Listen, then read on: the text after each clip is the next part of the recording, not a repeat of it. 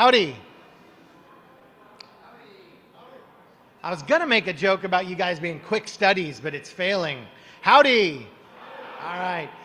Need you to start making your way to your seats. We're going to get started 3 or 4 minutes here. So I would appreciate you coming and having a seat, kind of moving forward so we can get started with the panel.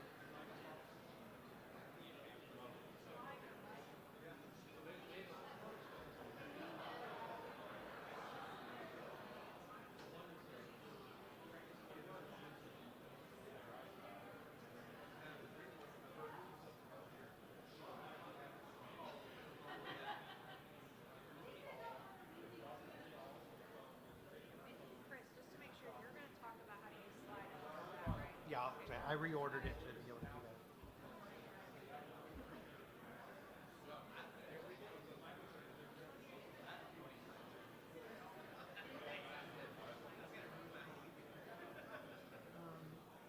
I'll work. Yeah, I'll work with them. Do it. Oh, my.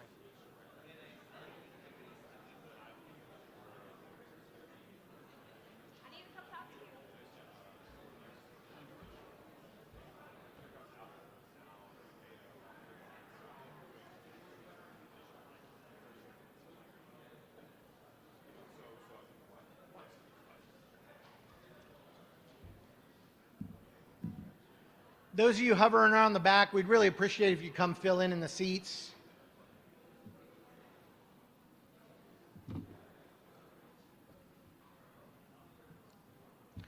Oh, I don't know why my face keeps popping up on here, especially for this one. For those I haven't met yet, I'm Chris Scotti. I'm the chair of the Texas A&M New Venture Competition. Appreciate you joining us on day one. This is really, this afternoon's really about setting the tone for the competition, which will be taking place over the next day or so. We've kind of built a little bit of a tradition around this. I think those of you that know A&M well know we're all about traditions. And what we've done after getting some good feedback on how we can utilize this convening, this bringing together of up and coming entrepreneurs, aspiring entrepreneurs, and then those successful ones has really turned into this panel opportunity that we do. We call it Entrepreneurial Perspectives, where we bring our immediate past winner, Humanate in this case, plus several other past winners that have had major milestones or exits, to tell you a little bit about their journey. The goal here is not only to kind of show the opportunity to this current year's crop of competitors, but also we invite and stream online to our own aspiring researchers that are hoping to found their own companies around their own science or engineering-based technologies, and to help inspire them and show them a little bit how the sausage is made. And I hope some of that will come across today. Before I turn it over to our moderator today, I did want to tell you we are using a platform called Slido, and we'll put a QR code up here on the screen. It's not this one. This is the QR code for the app, but we'll put a QR code up on the screen here in a few minutes. And that's how you can submit your own questions to the group or vote up and down the questions that are already there.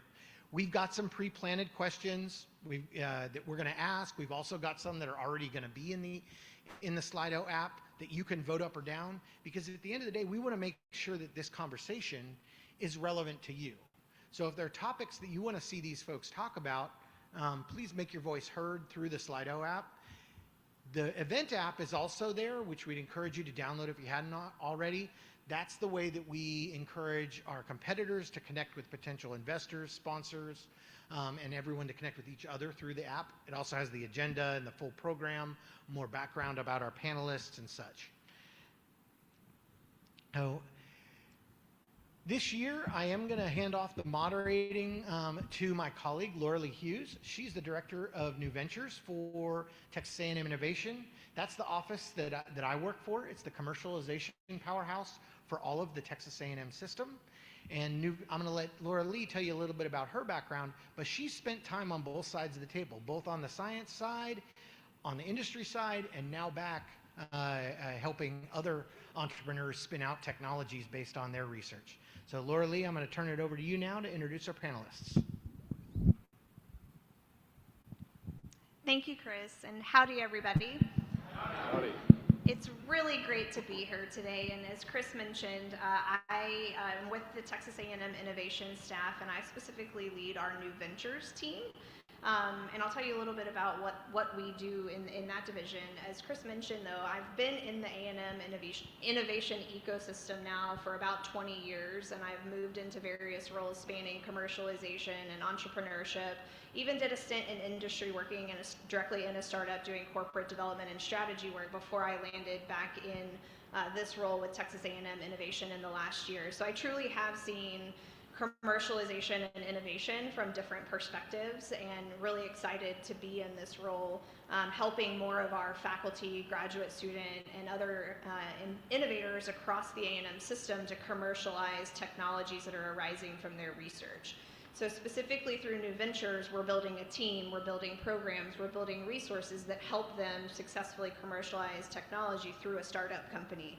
Starting with, I have a research innovation and I filed a patent and I want to start a company, all the way through, we have an active portfolio of companies, somewhere around 58, 59 companies as of today, that are actively developing technology. They're trying to connect with investors. They're building teams. They're trying to get products to the market, and we provide resources to help them along that journey. And so really excited about being back here at TNVC again. I have a long history with the competition as well, having seen it in its early days, and really excited to be with this network, see a lot of the companies that are competing, but more importantly, excited to facilitate this conversation because I'm sitting up here with some really experienced entrepreneurs that I know have really great experience and stories to share with you. And so looking forward to playing a small part in helping them share that with you here today.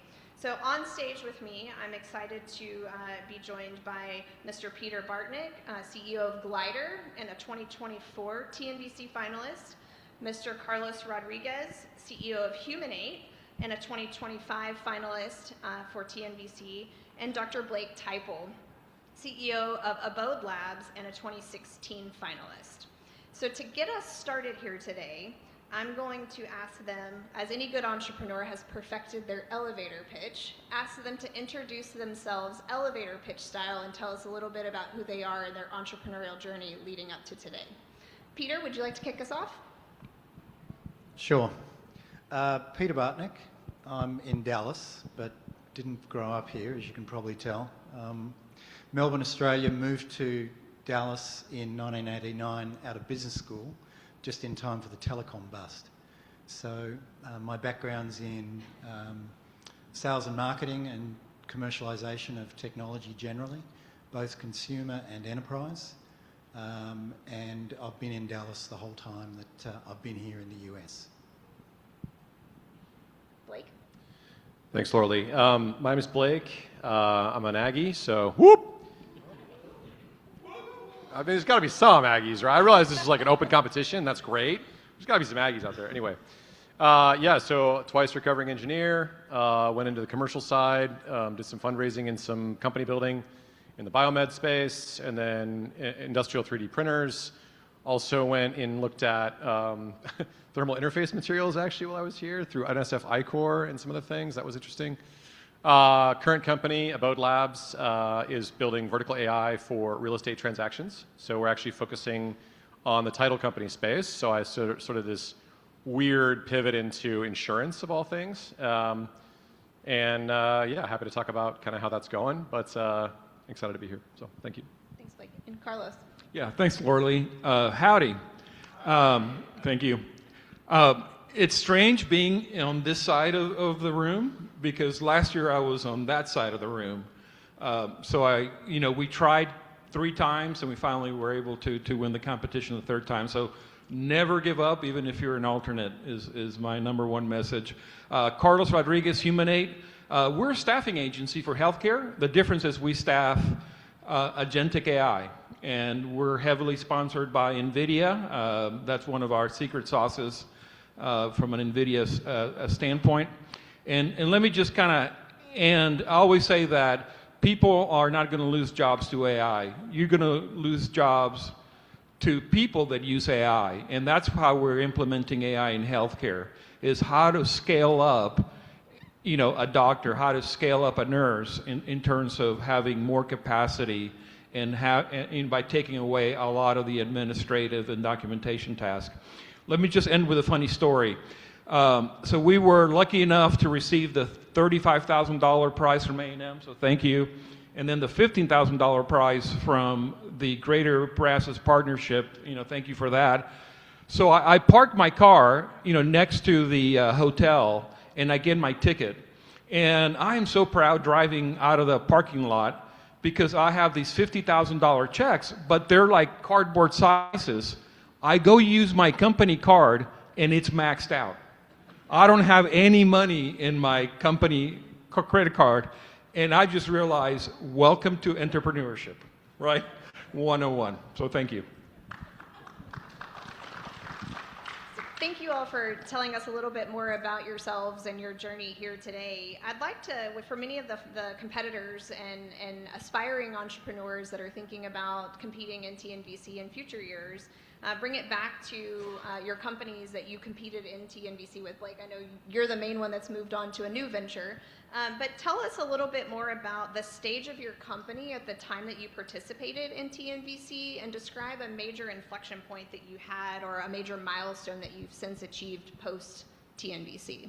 Blake, do you want to start off? Yeah, sure. So when I was, on this side of the room as well, 10 years ago, our company was looking at 3D printed prosthetic and orthotic devices. Our thesis was basically, if you went and you used 3D scanning that was like pretty simple 3D scanning, there was so much emphasis on super high accuracy scanners that were blue light, laser scanners, 50 micron resolution. We just used a scanner that you would like attach to the back of an iPad for like $400. And then, 3D scan somebody's, distal limb geometry. You could then create a prosthetic socket, digitally in a 3D model, and then you could 3D print the prosthetic socket. And what we focused on was the material science around how you actually create isotropic or near isotropic properties when you were printing. That meant you could print a structural part, like a prosthetic device. So I was a graduate student at Texas A&M. I was working on my PhD in material science. Myself and a lab mate were working on, just science project work kind of all day. And we had pitched this idea of this, company that was going to focus on the biomedical device side of all this, sort of like an application of, full use case industrial 3D printing, which is what we did, later at Ascentium. So we were early. We were very early. We had, barely formed a company. We had some, relationships with like the Baylor College of Medicine at the Texas Medical Center. We had filed, some initial patent applications, but we were still figuring out everything. There was one time over on campus, we were like making 3D printer filament, hanging it off the side of the chemical engineering building, like outside. So like filament that was coated with like carbon nanotube thin film coatings, like, and we were drying it up 6 stories or whatever of building, right? Like that was the way to scale up the lab tech and make enough filament where you could actually print like a part. So you just got to do weird stuff when you're an entrepreneur, especially when you're a student entrepreneur. But in terms of milestones, so we had a company, we competed and succeeded well in 5 or 6 business plan competitions in 2015 and 2016. Raised a little over $500,000 in seed capital through the winnings from those competitions, and put in a 3D print farm. And we printed and shipped 3,000 medical devices to clinics across the United States and the lower part of Canada.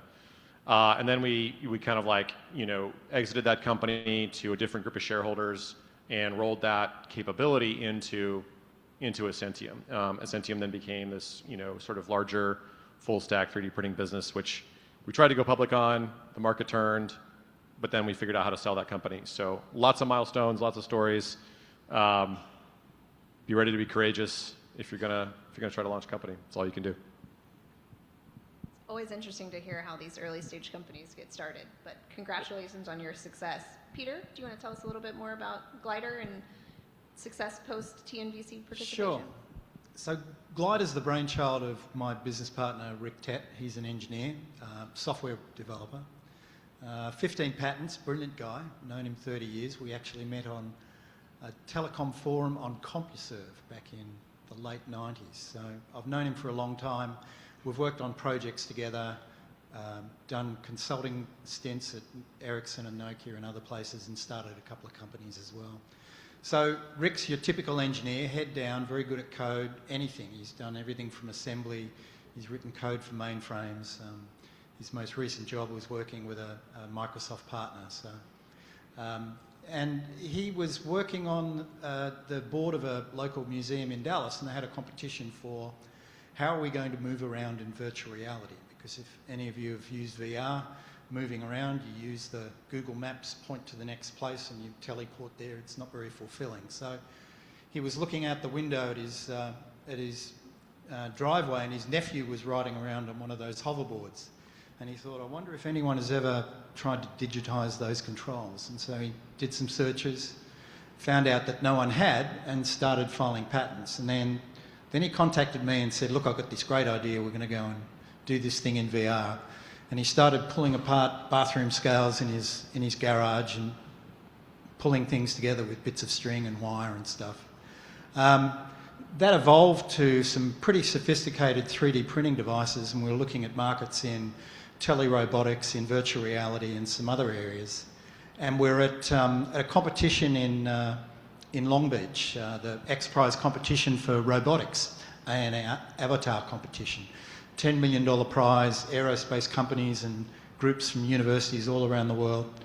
And Glider was being used by one of the contestants, one of the finalists in the final. And we had a little booth set up in the back blocks, black tablecloths, and we had a couple of computers set up with gliders in front of them, and people were coming in and trying it out with a couple of video games. We were using, I think, Fallout 4, which is a mutant zombie bug type thing that you've got to avoid.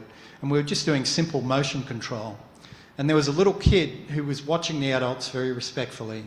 He's 9 years old, and he had a can of Coke in one hand and a bag of Cheetos in the other.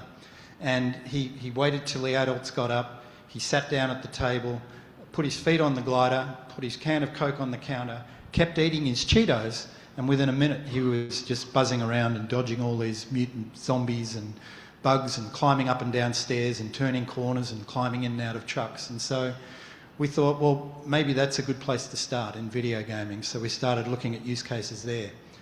So long story short, we raised a bit of friends and family money. We ran a Kickstarter. This was all pre-tariffs, of course. We now have a mould in China. We're shipping plastics from China, PCBs from Taiwan. We're actually building all of our gliders in Dallas. We're doing that for a couple of reasons. One of those is that the aluminum base we use is the heaviest component, and most of the early shipments are going to North America. But it also gives us an opportunity to focus on the inevitable little changes that occur between design and when you actually get to put the thing together, and then customers start to send a few of them back because something goes wrong. So we've taken a very slow rollout on getting our first 1,000 built. We're shipping now, so if you go to glider.gg, you'll see that you can put down your own $2.99 on a glider and order it yourself. And we're still going through a similar journey. So the market that we thought we'd start with was not the one we ended up in. We've got ideas for this market to expand this product line and some additional products as well.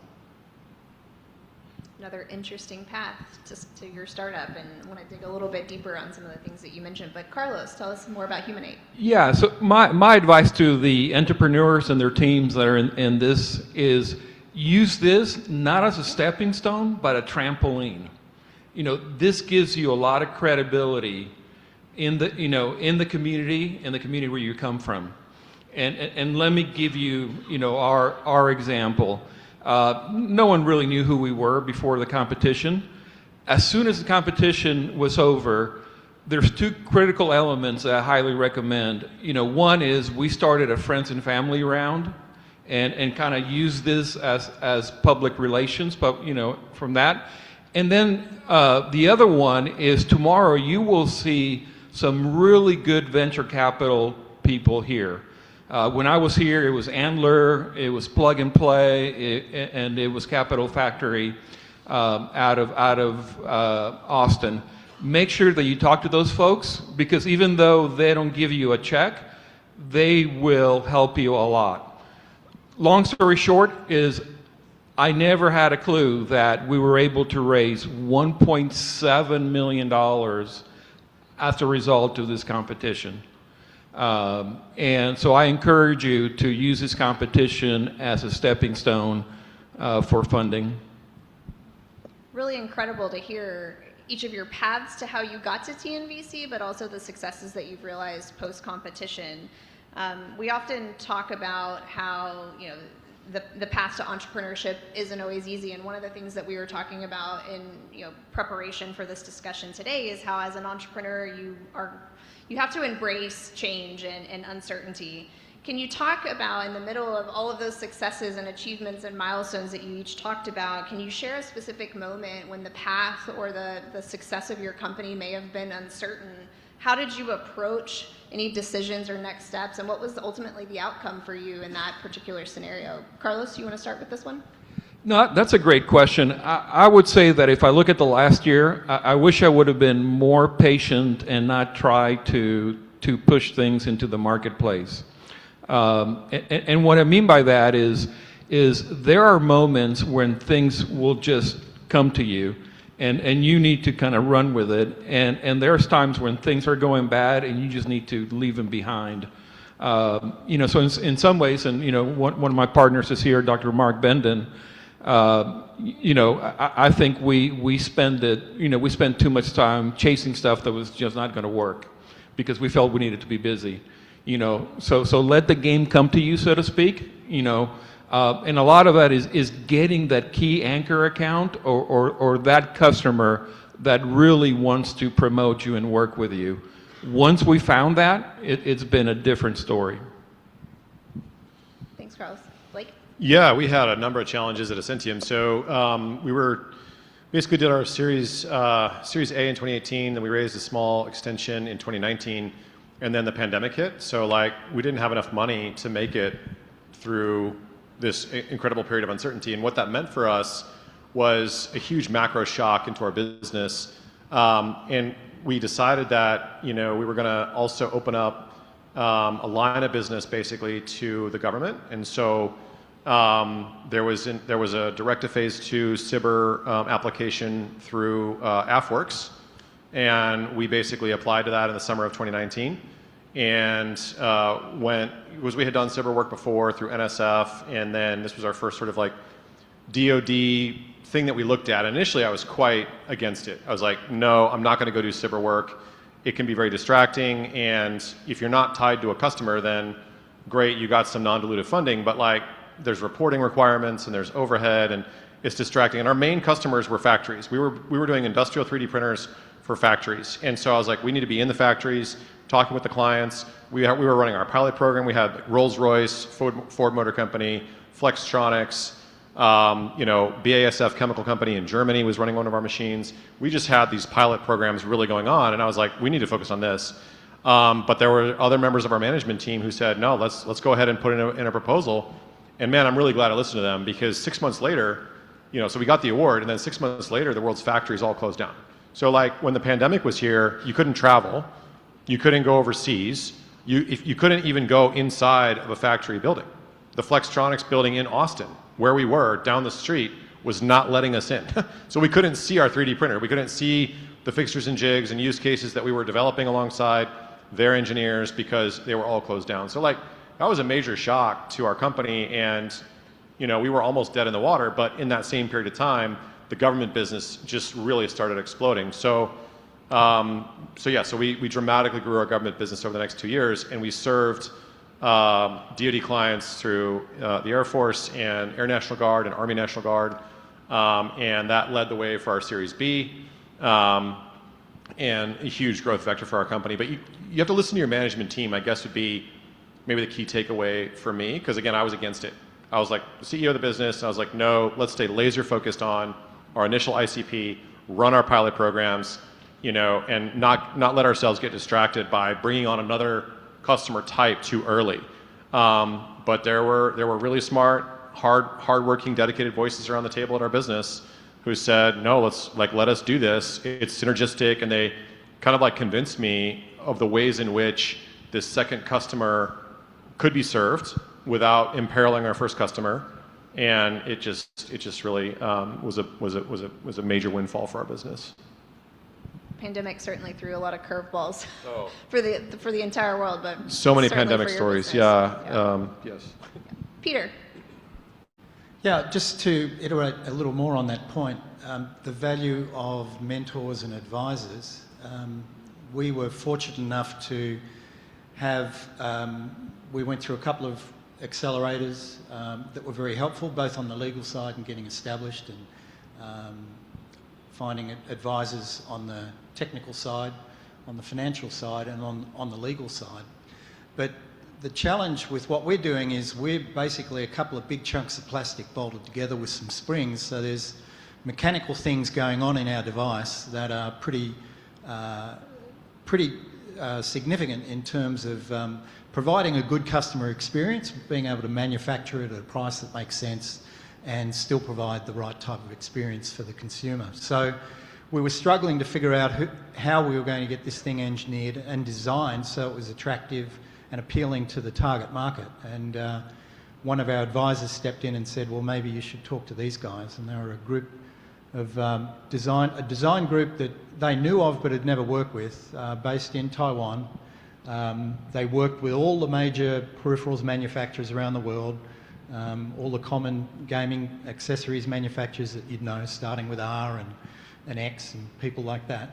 And they took a look at our 3D printed prototypes, and once they'd picked them apart, they gave us a quote, and the quote was several orders of magnitude beyond what we could afford based on the money we'd raised at that point. So we went out and raised a little bit more money, and they came down pretty significantly on their price. And as a result, we ended up with a product that is outstanding in terms of the appeal to the consumer that we're going after.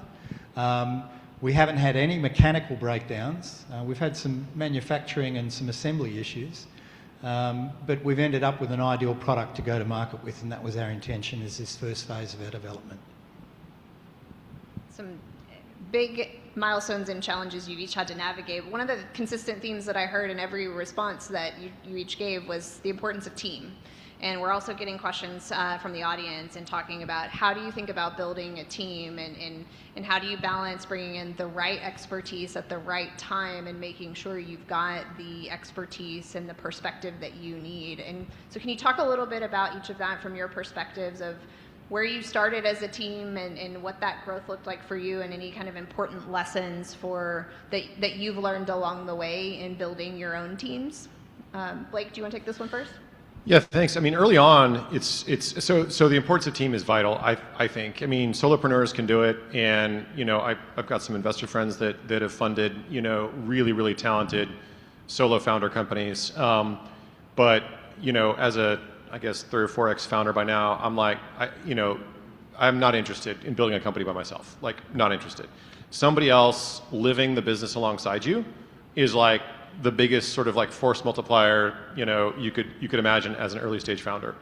You just never know what the problems are going to be that you're going to have. Every company is going to have a variety of problems. Startups are not the same as small businesses, right? Like a startup is just a series of experiments that you try to conduct in the marketplace before you run out of money, right? So like you're going to have product problems, you're going to have people problems, customer problems, distribution problems, financing problems, payroll problems. You're just going to have nothing but problems. And so if you're doing it all by yourself, your life is going to be terrible. It's substantially less terrible if you do it with somebody else. So like, in terms of when you're early, right? Now this is where you kind of, sort of pivot a little bit in your thinking around how you form your team over time. The early team, who that person is, matters far more, in my opinion, than the specific skill set that they have. Skills matter, don't get me wrong. Do not under-index on bringing someone into your team who has a substantially different set of expertise than you do, right? You do not want 2 coders, ideally. You do not want 2 commercial people, ideally. You want, one of my friends called it like a beard and a suit, and that just meant technical person, commercial person, right, at the end of the day. So like, that's sort of like a composition of an ideal team at the beginning. And then even the rest of your early teams, or like the first sort of 10 team members, the composition of the person, their like character, their culture fit, how they index towards your North Star and your company goals, those are, I think, again, more important than even just the specific skill sets. Once you get down the road a bit, like let's say you've raised your seed or you've raised your Series A, then you can start hiring for skill set, you can start hiring for like resume, and train in culture and train in expectation on the heuristics, the stuff that you can't, test for. But that early team, you need people that are going to live the trenches with you, because the pivots are going to come, right? I mean, we're doing a pivot right now in my company today. Like today, yesterday, we're pivoting like as we speak. So like the pivots come. You never know exactly when. You don't know what they're going to look like, but you need somebody in your corner who's going to have your back and help you reduce all of your biases to 0, reduce all of your questions down to the most fundamental stage, and try to make a good decision with you about whatever your company's facing. So that team's important.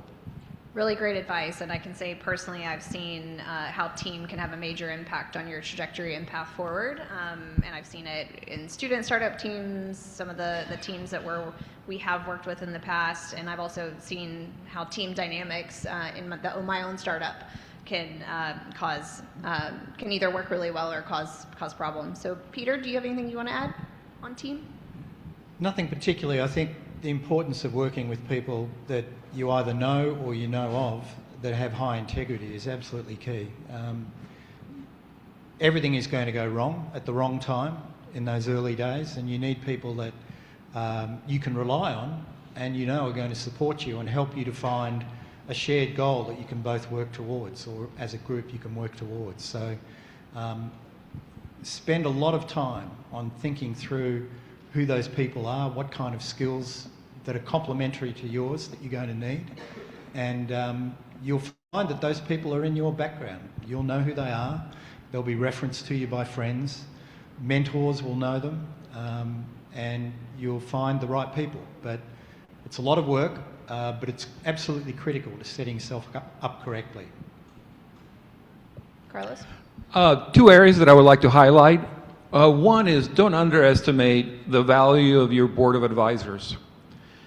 These board of advisors can be so valuable because they have huge Rolodexes. And let me kind of brag on one of my board of advisors. He is a Mayo-trained doctor, has been a doctor for more than 40 years, and then ran both the A&M Health Science Center and then the Texas Tech Medical School in El Paso. I can go to Dr. Paul Ogden, who you know, and I can say, we're building LLM for gastroenterology. Who do you recommend that I talk to? And he'll say, oh, I taught this guy 10 years ago, go talk to him, right? So he's giving me experts that he personally has known or trained. So board of advisors is a very important thing, and surround yourself with people that are influence makers in the areas. Like in my case, we have nurses, because if we have a nursing question, we want the nurse to talk to the nurse. The second group is, there's a movement out there called fractional kind of fractional people. I use a lot of fractional folks. So these are folks that I can't afford yet, but they're willing to come work for me 10, 20 hours a week. So right now I have a fractional VP of sales and a fractional CIO. They both get a monthly stipend. They get stock options, and in sales they also get commissions. And what I tell them is, I want to hire you full-time in 6 months. So they also aspire to either one day come work full-time, or they're happy, being more of a consultant. Peter, did you have something you wanted to add? Yeah, if I might. One of the things we've found is, and over the years, I've found that if you need help, you'll generally find it. It sounds like a line out of Harry Potter, doesn't it? But it's quite true. Your advisors, mentors that you've worked with, don't be afraid to talk to people. If you've got a challenge or a problem, be clear in how you articulate it and what you're trying to get, what result you're trying to get to. But don't be afraid to reach out to even strangers. People have coffees, find someone on LinkedIn, send them a message. You'd be surprised at the responses you get. So be brave. Really great advice. I would just add one more thing if I Go could. ahead. Your team will change over time, like I mentioned a couple of minutes ago, and like it's been said here too. And so if you're working with people that have high integrity and like a high fearlessness, so low fear, then you can always be honest. And that's also people think, oh yeah, that's obvious. It's really not obvious, because you might start out with co-founders and you might think you have a certain role at the beginning of your business. Your roles might completely change. And you might, need to tell somebody, hey, sorry, you're not the person anymore to lead this function. And that person might have been your CTO when you started the business, or the lead engineer or whatever, or the head of sales. And sorry, but now you're going to move into a different role, or, we need to bring in somebody else that has another set of expertise. And that can be a terrifying conversation for everybody around the table. And so work with people who can look at the company honestly and are willing to be self-aware, have like a high degree of self-awareness, as high as possible, and then your company's better chance of success that way. Again, really great advice. And as CEOs and founders, you're focused on building team and executing on product development and how do you get your product in the hands of customers. But Blake, you touched on this. One of the most important things you need in order to do all of that is funding. And you've each talked about your financing of the company and some milestones that you've achieved. Can you talk a little bit about your strategy and approach using different types of funding in each of your companies, and maybe any key lessons learned, pros, cons of specific funding types that you've worked with? Yeah, I can just kick off. I'll try to keep it as brief as I can, but you got these top two questions here: strategy, approach about finance, and then the next one, what would you never do again? So like, maybe don't try to go public. If there's anybody thinking about that, IPOs, even the rich companies don't do it, right? So maybe just don't try to do an IPO. We did that. Seemed super rational. We had raised a Series B, and then the banks on Wall Street started calling us, and they were like, "Hey, you just raised 25 million, and it was tough. How about 300 million, and we'll raise it for you?" And I was like, "Say more." And then they did, and they were like, "Oh, we don't get paid as investment bankers until we close your deal. So we're working at risk, and we're going to work on success." And I was like, "Well, now I have to take this off back to the board because I listened long enough to like receive a written proposal so that as a CEO you have to take it back to the board, right?" And so it was a rational proposal that sounded amazing, and everybody got caught up in it in my company, myself included. We were all of a sudden going to be heroes, going from Series B, $120 million valuation to $1 billion valuation in one transaction. We were going to go from raising 25 million to raising 300 million in one transaction, and it was just like, yes, I will take a ride on the rocket ship, and what could go wrong? Well, so many things went wrong. And the market turned, and we also had some internal problems that I was not paying close enough attention to, absolutely my issues. So that seemed rational, but maybe if somebody is saying it's going to be easy to like kind of take a shortcut, essentially, it's probably not a good idea. It's just probably not. And those things can really look amazing, when they're coming at you, and you're a stressed out founder, and you're like, "Oh, I just want this to work, and give me the easy button, please. I just want the easy button." So be a little cautious. Money doesn't always solve all of your problems. Carlos, you want to take? Yes, just a couple of things. I love the saying that most startups die of indigestion, not starvation. And what that means is we try to do way too many things with very little resources. And the only way I know how to combat is to stay laser focused on just a few things. So when it comes to money, you're not going to have enough money to enter 10 different markets and do pilots for 50 different customers. It's almost like doing a clinical trial. It'll just drain your bank.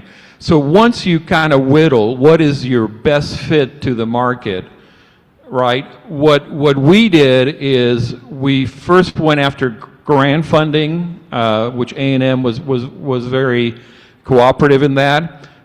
Then we went after non-dilutive funding, but that tends to be smaller. But I would say that don't underestimate the friends and family around. Because once you go to investors and you say, "Hey, like in my company, Humanate, I've invested, hundreds of thousands of dollars. So has Mark Benden, so has Les Jepson." And when other investors see that we believe in what we do by putting our own money, it's a big deal. And so has friends and family.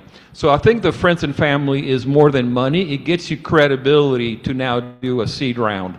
And that's what our next step is. We're about to do a $7 million seed round, which we've never done before. It's always been conversations around the coffee table as opposed to over Zoom.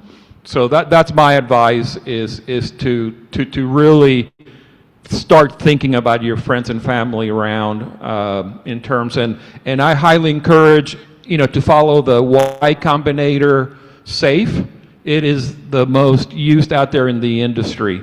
You're not going to get pushback if you use the Y Combinator safe document. I just wanted to emphasize that I think your point about it's who you know and having those warm introductions and the credibility with investors can make or break whether you're able to successfully secure funding for your company. So that's a really important lesson for those founders that are out there trying to fundraise now. Peter, do you want to talk a little bit about the fundraising strategy for Glider? And I know Humanate did this as well, but maybe you could specifically touch on your Kickstarter, your crowdfunding campaign, and how that, your experience with that, because I know that's become a more popular fundraising mechanisms for startups, and there's biotech companies now that are even looking at how to leverage those kinds of platforms. Sure. We hadn't done a Kickstarter before. There was no experience in the management group. We've got a marketing guy, a business guy, and a technical guy. But the Kickstarter for a hardware product in gaming seemed like a pretty good place to start. So the thing we didn't really realise at the time was you need to spend about half as much money as you spend on your product. You need to spend that money in marketing to help get a decent base. So we ran a Kickstarter. We ended up raising a little under $100,000, but we had 440 backers from all over the world, most of them here in North America. That's the first part of the challenge. The second part is about 2/3 of Kickstarters don't actually make it to product. So there's a lot of uncertainty in the market, both about the Kickstarter process, however professionally you do it. So it's a big marketing effort. It's a bit like a product launch right there. And it takes a considerable amount of work to get it to a point where it's going to raise enough money for you to get into production, pay for marketing, bring on a couple of people, get some facilities and start assembling whatever it is you're doing. Now, the Kickstarter was good for us. It put us on the roadmap with a couple of accessories companies that got their attention. We've had ongoing discussions with them since then. The big challenge for us has always been getting a product into the hands of gamers and having gamers talk about it. And so that's the phase we're at the moment. Because we're pulling plastics from China, tariffs have played a part in complicating our manufacturing journey. We've still got a lot of options about whether we continue to assemble here in the US or whether we push that offshore as volume increases. Obviously, your cost of goods goes down as you do that, but there are other considerations as well. So you've got to be creative, but again, just like anything else in startups, understand where the risk is. Identify it, measure it, mitigate against it. If you don't understand it or you can't identify it properly, talk to people that can help you to do that. If I could just, sorry about that. If I could say something about crowdfunding, honestly, it was an error. I put it as an error in Humanate, not a good thing. First of all, I've learned the importance of managing your cap table. Does anybody know kind of what I'm talking about with cap table? Right? Cap table's like herding cats. You know, the less cats you have, the easier it is to keep these investors somewhat happy. So the problem with crowdfunding is you get quantity, not necessarily quality, from that standpoint. So I rather manage a cap table that is tight than crowdfunding that I don't know the next person is going to sue me. And then unless you syndicate the deal and find someone to syndicate the deal, then investors frown upon it because they say, do I need to get the permission of 1,000 people if we ever exit? You know, they're on the cap table. They have the same rights as another investor. So I would just caution you that it sounds good, and I love it for humanitarian reasons, but for a business, I'm just not there personally.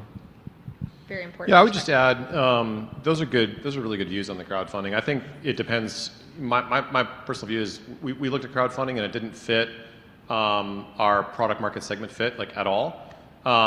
If it fits your product market segment and if you feel like you really can execute on getting the product out, then all of a sudden, yeah, you've got some cap table complexity, but like at the end of the day, you've got 400 or 1,000 cheerleaders, around the world that are joining, your funnel efforts. They're, boosting your posts. They're amplifying your message. So like, it can be an amazing, amazing way to absolutely get, you know, a huge reach of people that have skin in the game. They're early investors in your company, so to speak.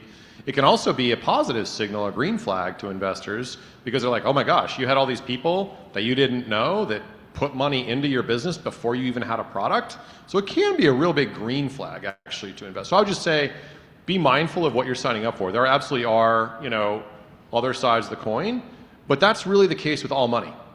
All money, except for literally this contest, actually, another contest. Like, you know, if you get non-dilutive funding through SIBR, there's strings attached. If you get, you know, angel money from angels, you know, there are expectations. If you get friends and family, don't mess it up, because Thanksgiving is going to taste different for the rest of your life, right? And, you know, early stage VC, like, actually there's a really good playbook for early stage VC. And so don't skip steps, right? Like, go to an accelerator, you know, if you can, or talk to a day zero and inception fund. You know, those are great ways to learn how to use safe notes, for example. Absolutely double click on that for sure. You know, we did convertible notes early on. That was a mistake for us too. It just sort of like created these unusual instruments on the cap table, which I think really helped, you know, were headwinds for us to raise later. And we had to then clean up the cap table and clean up the notes and get people to subscribe to other things that they weren't. So it just, try to go down the fairway. If you're like early in your company, you know, when you start building the cap table, when you start bringing on outside money in exchange for equity or promises of equity, which are safes, like, follow the playbooks. Don't skip steps. You know, make sure your company is a very usual looking company, right? Like Delaware C Corp, you know, there's just playbooks for this stuff.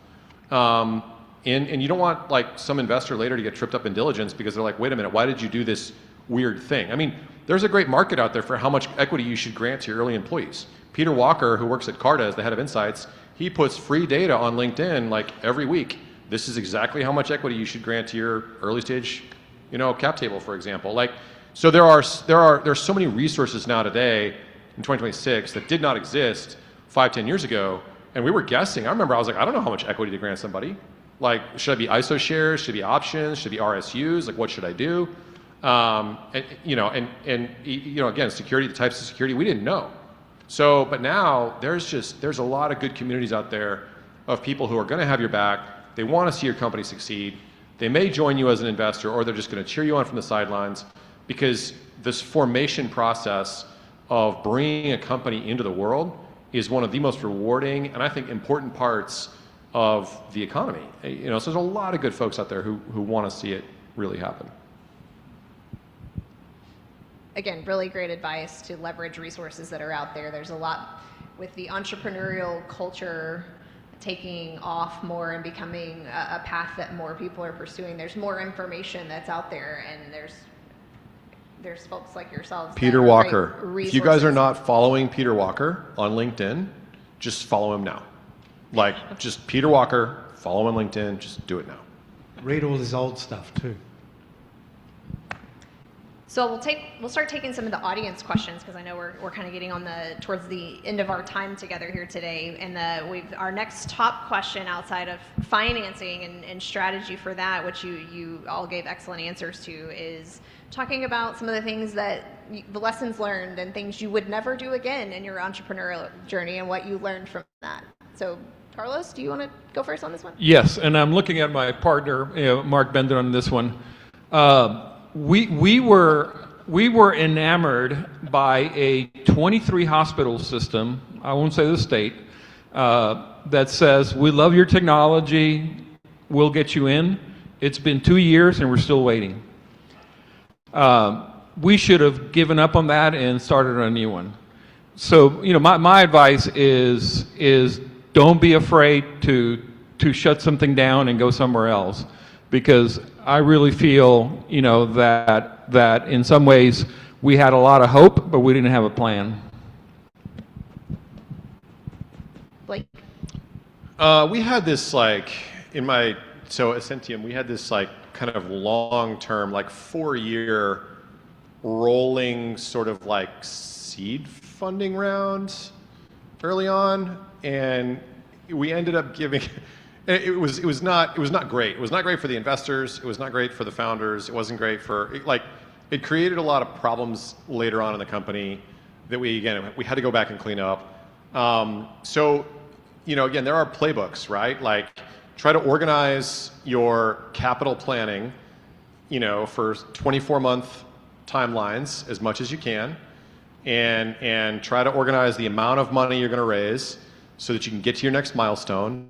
Don't be casual about your fundraising, and don't be casual about who you invite into your cap table and so on, because really, really lovely people who really want to support you and they might want to invest in your business, unfortunately, like if they're not used to maybe the long time horizon between investment and harvest, they may have a tough time keeping their money in your business for like 7.5 years, for example, in a totally illiquid security, and the ups and downs that come with that. And so but there are people out there, again, early stage funds, day zero funds, and their job is to deploy capital and make a lot of bets and support the heck out of these companies, and then like the whole mandate is like to be illiquid for like a long time.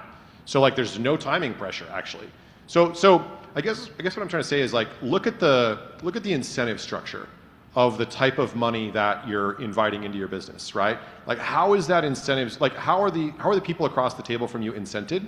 Where are they at in the life cycle of their fund? Every fund has a life cycle. They have LPs that invested into the fund. What type of LPs are those? Like, because you're creating a partnership, you're kind of getting married, right? Like your company's like as a founder, you're sort of marrying the funders in some ways. And so like you gotta be aware these partnerships can be amazing force multipliers, connectors, and smart money and all of that. But if they sort of don't have the time horizon figured out and like the strategy on exit figured out, there's a whole series of talking there that could happen around strategy of exit. Like what does success look like on exit? Angels and a lot of other early investors, man, if you do 3x, 5x on their money, it's fantastic. But to an early stage fund, it's got to be 10x or 100x. That like the opportunity for exit in order to like properly incent the fund manager or the GP because of the math, like the power law in VC. Like so, just kind of like do as much research on that type of money as you do on anything else in your business. It would be wise. I was just going to add that as you would select a business partner, be selective with the customers that you work with in the early days as well. A lot of the reasons that we continue to build companies is we've figured out a lot of the ways not to build companies, and mistakes that you've made in the past. Generally, they're preceded by this nasty feeling in the back of your head, and you know that it's going to be potentially good for the company, there's a whole bunch of risk, but it just doesn't feel quite right. So you've got to listen to that, and you've got to understand how to break that thought down and use it to help guide your journey. What is it about the deal or the people or the company that is making you feel uncertain? So trust your intuition. If you don't know, reach out to others who can help you. Talk to other people that have done business with them or worked with them in the past, and you'd be surprised what you'll learn that can help you in making that decision. Really great advice. And so we've talked today about some of the highs and lows and specific strategies around how to build a team, how to finance your company, how to navigate big decisions. Can you talk a little bit about how for you individually as founders and entrepreneurs, how has your personal definition of success evolved over time since you first started and where you are now? And maybe what keeps you motivated to keep going down this path as an entrepreneur? Peter, you want to take that one? Yeah, this is fun. Doing this kind of work is exciting. The thing that I really enjoyed through my career has been taking an idea from someone's head to a napkin in a coffee shop, from the napkin to a whiteboard, from a whiteboard to a document, and then a document into a plan, and then starting to iterate through the plan. So figuring out whether this could have legs, how exciting it is, what's the market look like, all of that stuff, that's really, really exciting. And I think, part of the challenge is you've got to understand what it is that keeps you motivated, particularly as a CEO, because you've got to sometimes be the primary motivation for the rest of the team. When you hit roadblocks, you have challenges, funding's a challenge, there are engineering issues.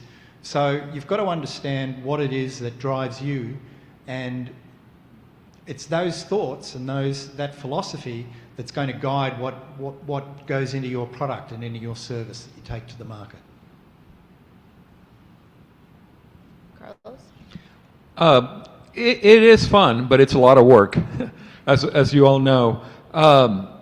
I spent the first 20 years of my career working for big companies like Bain and Company, Procter and Gamble, and so forth. And I would come home complaining about management, how badly things were done.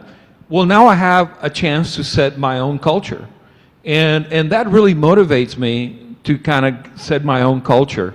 And so we're not very heavy on HR policies, and we're very flexible when it comes to PTO. So I'm able to do things that I did not like from previous experiences. One. Second is employing people and being a good manager is so rewarding. And my personal admin works out of the Philippines, and she makes it a habit to work from 12 p.m. to 8 a.m. so I can talk to her during the day. And she is so thankful to be working for an American company. And that just gives me great joy to be able to hire people and help them. So that's why I like getting up in the morning. The price, the unicorn price at the end of the day, honestly, somebody else is going to spend that money. That's not what gets me up in the morning. I went through this weird journey about what success looked like. The biomed company, we were really motivated around trying to help people who had lost a limb for whatever reason, or maybe were born without a limb. We were really motivated around trying to help these folks gain mobility. And we sort of thought, look, the mission of the company is like the thing. It's the only thing that really matters to us. And we didn't really care that much if we got paid. We didn't care that much how we would charge for the devices. We were so motivated about creating structural 3D printed prosthetics that improved the standard of care, gave people a chance to get multiple sockets for the same price they previously had to get, pay for one socket. Like, we had all these like missional ideas, and that was awesome, and I loved that. There was a certain, functional purity, I would call it, around the business that I loved. The problem was the business didn't work commercially. And so when you're too motivated about the mission and you don't get a certain amount of healthy motivation around the dollars and cents of your business, then you can accidentally spend a lot of time and money, and accidentally raise money, in fact, and then realize, well, wait a minute, actually the unit economics aren't going to work. And so you have to strike a balance. So the next company, we focused on unit economics a lot more from the early days, and that was a really good thing to do. And it was hard for me as an engineer, even though I was serving as CEO at that time, it was still hard for me to try to get comfortable charging enough money for our services and charging enough money for our products. And so I had to listen again to sales leaders and senior leaders that had sold for Dell Computer and a bunch of other like really professional sales organizations for how to set pricing, and realize as a CEO, I was the worst at price setting. Like, I had no idea how to set the right price for the company or for the product or the service. And so once I started listening to people who had actually made a career out of professional selling, enterprise B2B, all of a sudden we started making money. It was this weird thing. And so like success, I think, listening to your team, like hiring for things that you're not good at, really delegating as much as you can. And it is so painful, by the way, when you're a founder, to go through this emotional process of saying, okay, I used to do all the things. I used to do all the work. Now the people are the work. Now I'm here to manage and lead a team. And what's the difference between leadership and management? Engineers don't spend any time learning that, right?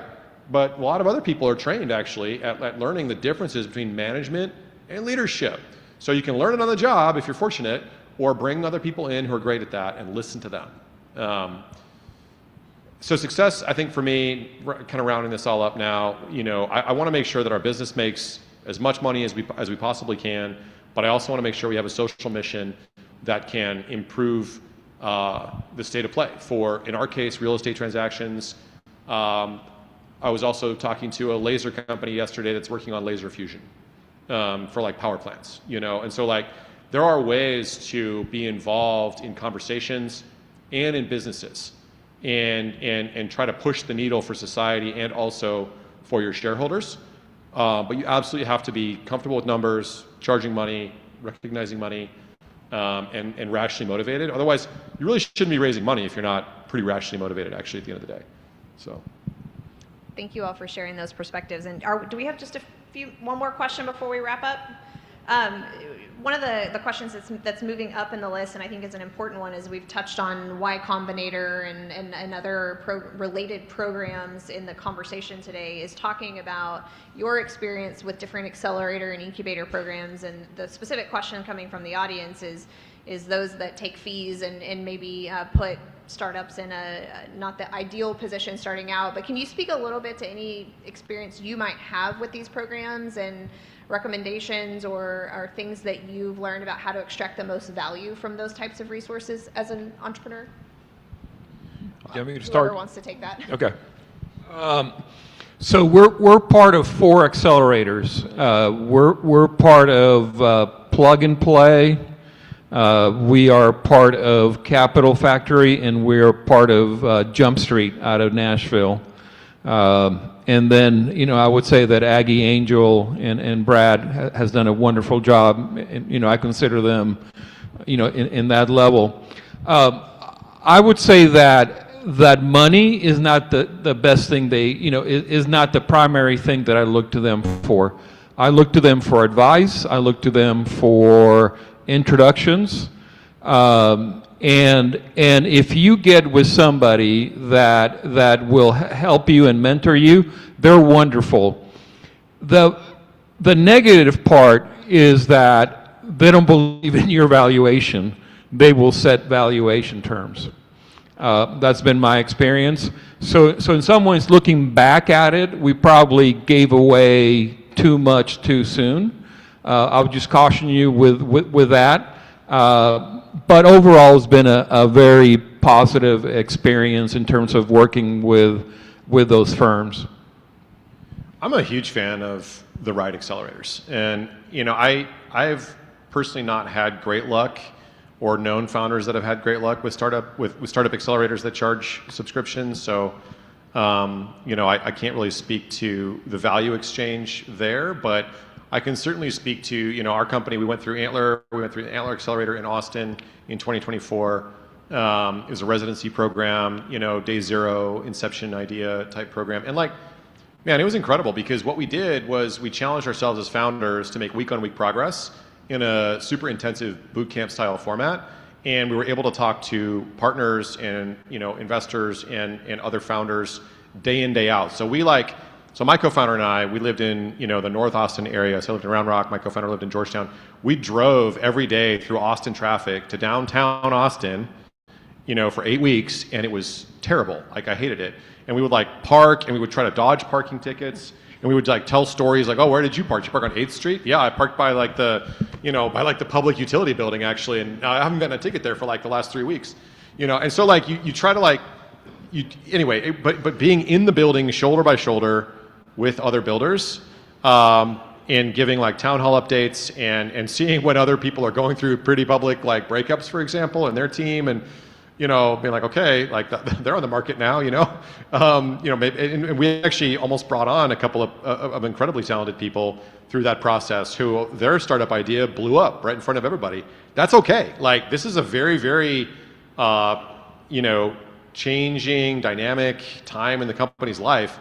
If your idea is blowing up, hallelujah, sweet baby Jesus, you've not wasted 6 years of your life on maybe a low quality idea. Like, try to blow up your idea as fast as you can, and maybe join somebody else who's got a better idea. Like, that's actually great. It's great feedback. It's painful, but like, man, once you go through the cycle a few times, it's really important to get that high quality idea and taking that next rational step that you can as fast as possible. Like, don't take heroic leaps, right?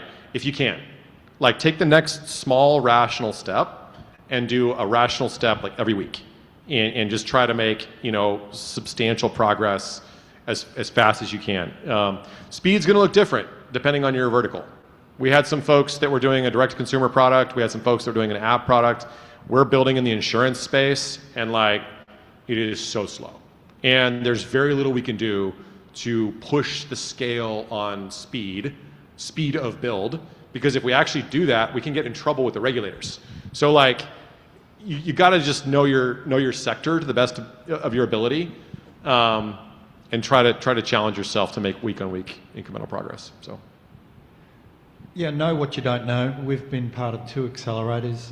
One was by a law firm in Dallas, Perkins Coie. That was great. Gave us a good foundation legally, particularly because we're heavy IP. So we came into the business with a couple of patents already and put an IP agreement together and reincorporated the new company. The second one was Mass Challenge. That was great too. Still meeting with one of the mentors from those days, and that was 2 years ago. Part of the value of these programs, I think, is the camaraderie of fellow entrepreneurs, because they're all going through the same stuff that you're going through. Maybe not at the same time, but they're a great resource for people to talk to or ways of addressing challenges. But also, they're going to have your back too. So that camaraderie of those cohorts that you go through those accelerator programs with are enormously valuable in your journey. Now, as to paid accelerators, I'd suggest that you need to look at them with a pretty objective eye, understand what it is you're getting out of it, understand what it is that you're paying for and what you're giving up for that, and look at alternatives. There might be other ways that you can get the value or the advice or the contacts that you need or you're looking for some other way. Particularly if it involves a big equity give up or paying out a substantial fee. I would just say too, on the equity piece, because I agree exactly with that. I don't worry too much about early stage equity. And what I mean is, if you can preserve cash and use cash, ideally for product development, you should sell equity for that. And even if it seems like you're giving up 7, 8, 9%, whatever, that's fine. You're getting somebody in your corner. Think about it like you're expanding your team, because the best equity partners, they're going to be making phone calls for you. They're going to be introducing you to potential collaborators, teammates, customers, warning you about competitors. So bringing somebody into your business who absolutely has a meaningful part of your business is, I think, a force multiplier. So some people do get really, really worried about oh my gosh, I'm giving up so much equity. The problems with giving up equity come usually later, when you need to raise at a suboptimal time and you've already raised some money. That's when you have problems. So if you're giving up equity to a really high quality startup accelerator early on, or high quality investor that's a smart money check on a standard note, like a SAFE, for example, you're probably setting your company up for the best success that you can, really. Well, I know we could likely continue this conversation for many more hours, and I know you all have a lot more valuable insights and experience that you can share with the audience, but I personally have enjoyed the conversation today. I hope all of you in the audience have taken at least one piece of advice or lesson learned from this conversation today that will be helpful for you in your journey. So please join me in thanking Carlos, Blake, and Peter for sharing their time with us today, and really appreciate it.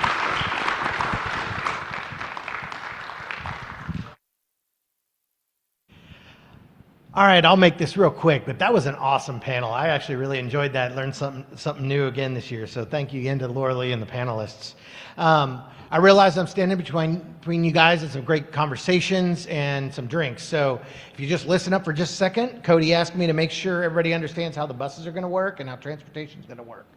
So if you are staying in the hotel or close by, I'd highly recommend you take a bus. All right. Parking is kind of tight in downtown Bryan, and you also they have some great cocktails. I'd rather not be responsible for you driving back. So we are going to have 2 buses that are leaving approximately 10 minutes from now downstairs here, and then 1 bus that will leave from the hotel in case you have a laptop or something you want to go drop off in your hotel room. That'll leave at about 5:15. All right. So we recommend you go ahead and head downstairs here to catch the 5 o'clock bus, or go back to the hotel. Buses will run continuously in a loop up until about 7:30. Actually, the last bus will leave Hush and Whisper Distillery at 7:45 and come back to the hotel. If you're driving yourself, good luck. No, just kidding. Stick Hush and Whisper into your GPS. It'll take you down there. There are some parking spots nearby. There's just not a lot of them. Cody, did I cover everything? Cool. All right. Look forward to seeing you guys here in a little bit at Hush and Whisper.